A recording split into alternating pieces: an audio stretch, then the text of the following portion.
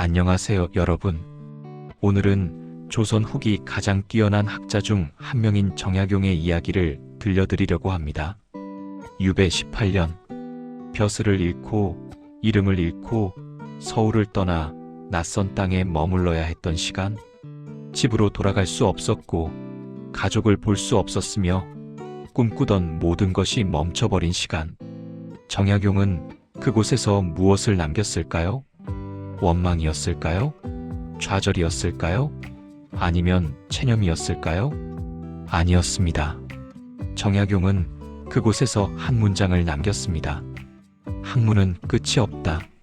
그리고 그 문장대로 살았습니다. 1801년 신유박해가 일어났습니다.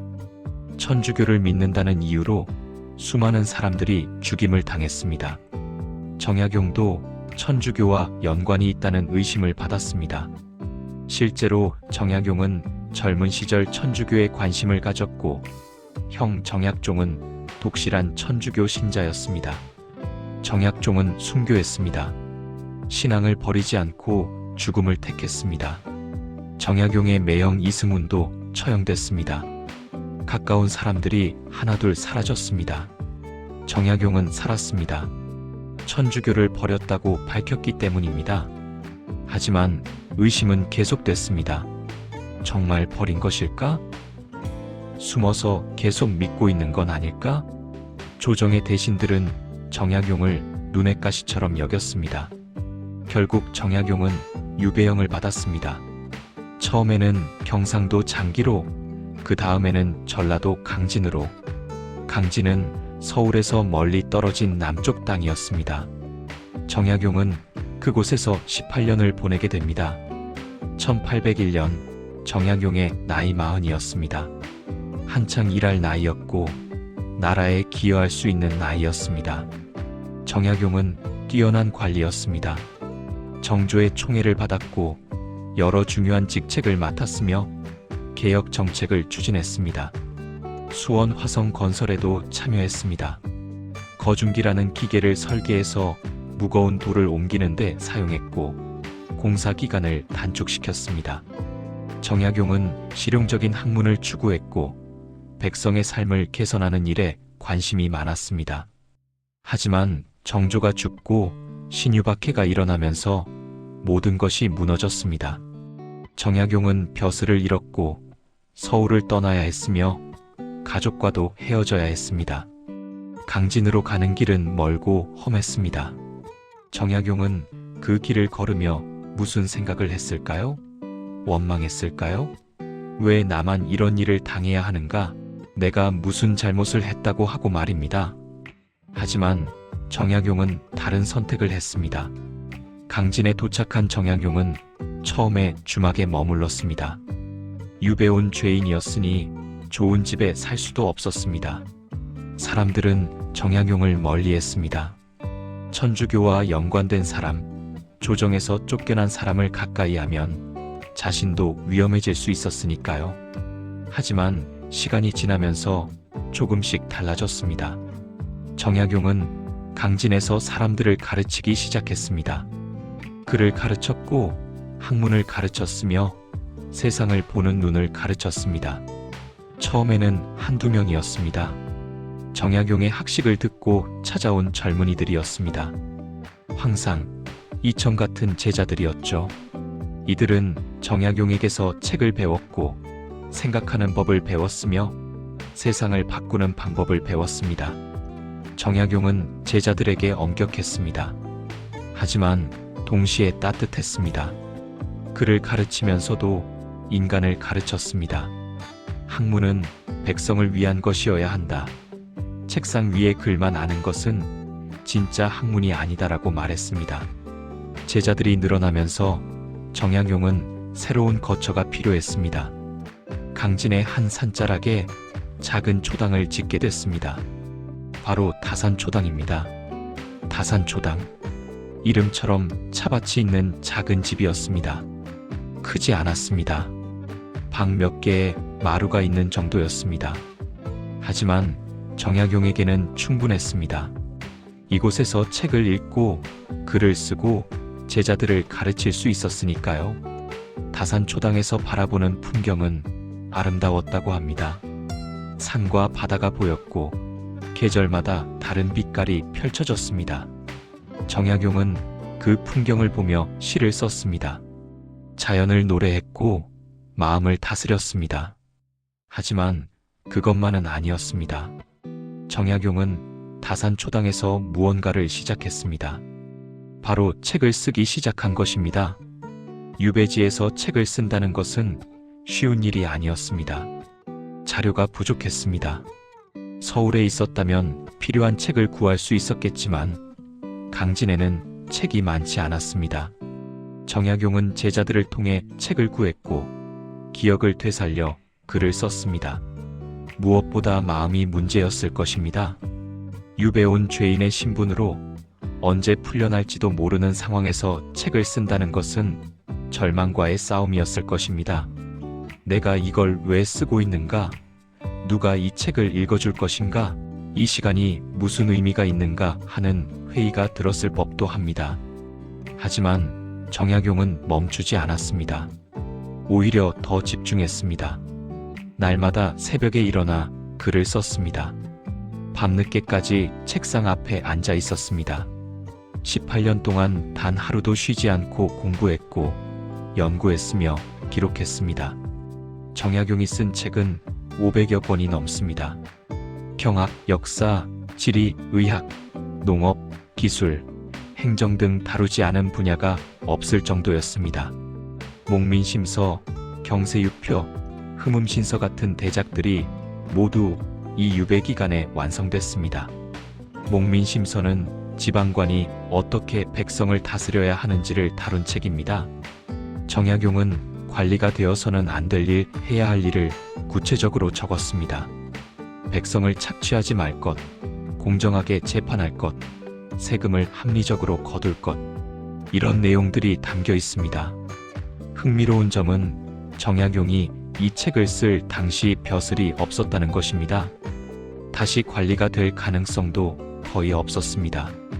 그런데도 정약용은 이 책을 썼습니다. 언젠가 누군가 이 책을 읽고 백성을 위한 정치를 할 거라고 믿었던 것일까요?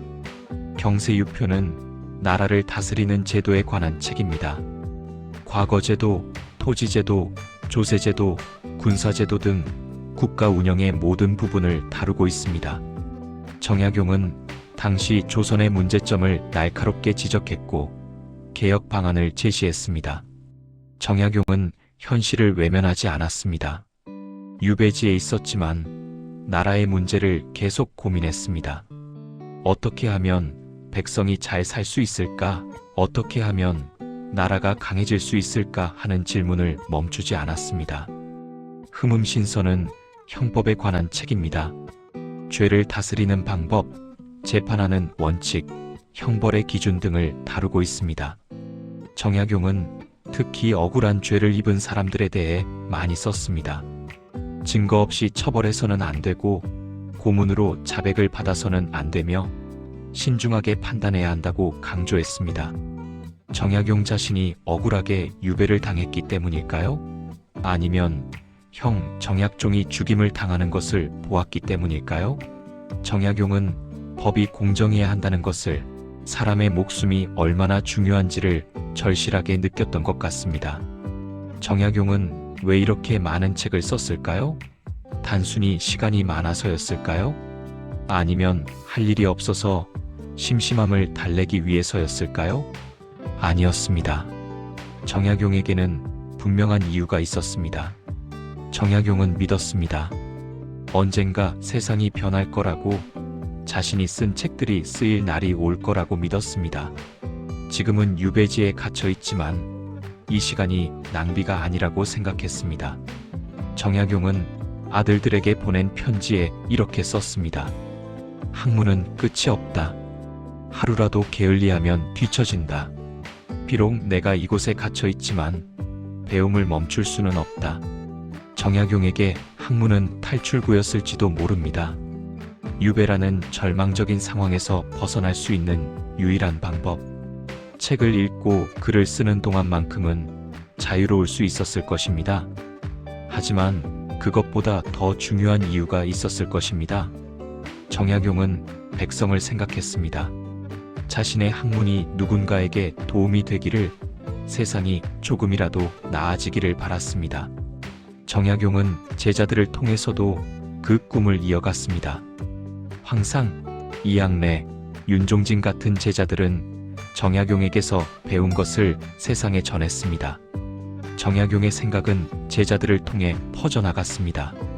18년이 지났습니다.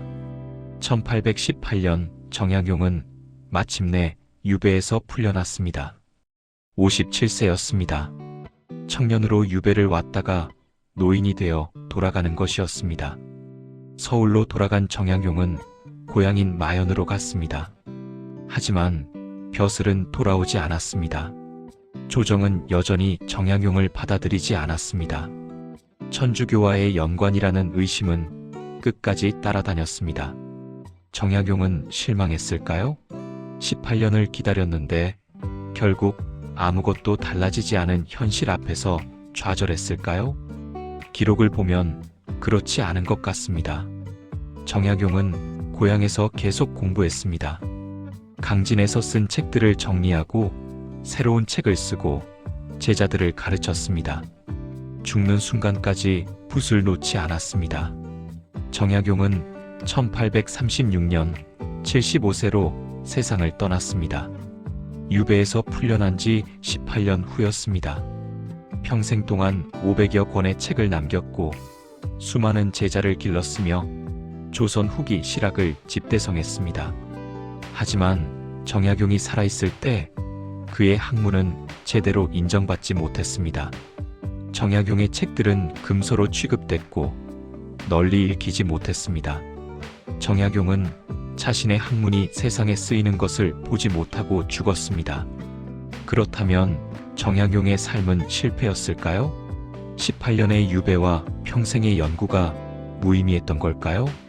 아니었습니다. 정약용의 책들은 후대에 발견됐습니다. 개화기 지식인들이 정약용의 사상을 재발견했고 근대화의 사상적 토대로 삼았습니다. 정약용이 제시한 개혁안들은 100년 후 실제로 시행됐습니다. 오늘날 우리는 정약용을 조선 후기 최고의 학자로 평가합니다. 실학의 집대성자로, 개혁 사상가로, 백성을 생각한 지식인으로 기억합니다. 정약용은 돌아가지 못한 시간을 한탄하지 않았습니다. 오히려 그 시간을 채웠습니다. 원망으로 채우는 대신 학문으로 채웠고 좌절로 채우는 대신 희망으로 채웠습니다. 학문은 끝이 없다. 정약용이 남긴 이 문장은 단순한 격언이 아니었습니다. 정약용이 18년 동안 살아낸 방식이었고 평생을 관통한 신념이었습니다. 정약용에게 유배는 끝이 아니라 시작이었습니다. 정치인으로서의 삶은 끝났지만 학자로서의 삶이 시작됐습니다. 벼슬은 잃었지만 더 큰 것을 얻었습니다. 시간이 멈춘 것이 아니라 다르게 흘러간 것입니다. 우리도 때로는 유배 같은 시간을 경험합니다. 원하는 곳에 갈 수 없고 꿈꾸던 일을 할 수 없으며 모든 것이 멈춘 것 같은 시간 말입니다. 그럴 때 우리는 어떻게 해야 할까요? 정약용은 보여줍니다. 그 시간을 원망하지 말고 그 시간을 채우라고. 돌아갈 수 없다면 그곳에서 할 수 있는 일을 찾으라고. 끝이라고 생각하지 말고 다른 시작이라고 생각하라고. 정약용은 강진에서 18년을 보냈습니다. 하지만 그 18년은 낭비가 아니었습니다. 오히려 가장 풍요로운 시간이었습니다. 정약용이라는 학자가 완성된 시간이었고 조선 후기 실학이 뽑힌 시간이었습니다. 다산초당은 지금도 강진에 남아 있습니다. 작은 초당이지만 그곳에서 500권의 책이 나왔고 수많은 제자가 길러졌으며 새로운 세상을 꿈꾸는 사상이 탄생했습니다. 정약용은 돌아가지 못한 시간이 아니라 그 시간을 채웠던 사람으로 기억됩니다.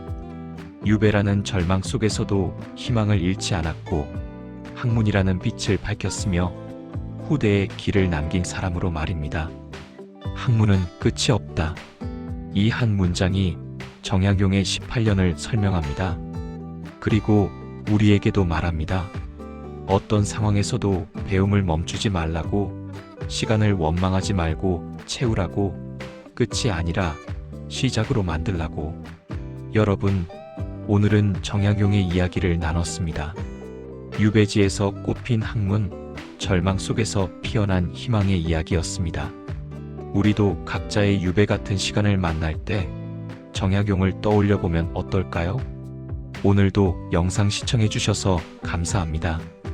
구독과 좋아요 부탁드립니다. 다음 영상에서 뵙겠습니다. 감사합니다.